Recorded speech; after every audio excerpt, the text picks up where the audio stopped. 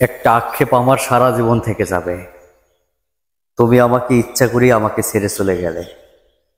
তুমি আমার হলে পৃথিবীর এমন কোনো ক্ষতি হতো না। তুমি মানুষটা যদি আমার হতে, এই পৃথিবীর মানচিত্র বদলে যেত না।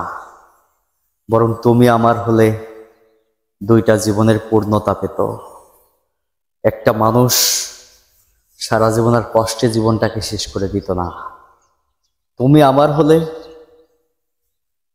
ভালোবাসা কারে বলে এইটা মানুষ বুঝতে পারত।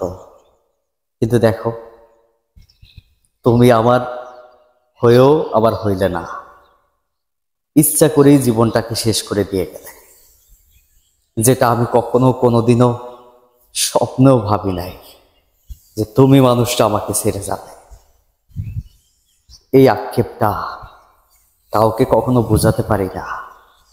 না পাওয়ার যন্ত্রণা কতটা কষ্টের হয় কখনো কাউকে বোঝাতে পারি না। মানুষ বলে, কেন চুপচাপ থাকো, কি হইছে? কিন্তু আমার যে ব্যথা, এই ব্যথা আমি কাউকে বোঝাতে পারি না। চাইলে আমি মন খুলে তোমাকে চিৎকার করে বলতে পারি না আমি তোমাকে ভালোবাসি। সেই অধিকারটা তুমি হারিয়ে ফেলেছ। সেই অধিকার থেকে আমাকে বঞ্চিত করে ফেললে। কেন ভাই? তুমি আমার হলে এমন বা কি ক্ষতি হইত? আমার কোথায় অভাব ছিল? কি দিনাই তোমাকে সম্পূর্ণ দিয়ে ভালোবাসছি, তারপরে দিন শেষে তুমি আমাকে ছেড়ে চলেই গেলে। কেন? কি অপরাধ ছিল আমার? কি কারণে এমন ক্ষতি করলে? এই সাধারণ জীবনটাকে, গোছালো জীবনটাকে তছনছ করে দিয়ে কি শান্তি পেলে তুমি বলো তো? জীবনে কি জানো, একটা সময় খুব হাসি খুশি ছিলাম। অনেক ভাবতাম যে আসলে আমার মতো সুখী মানুষ এই পৃথিবীতে কেউ নাই।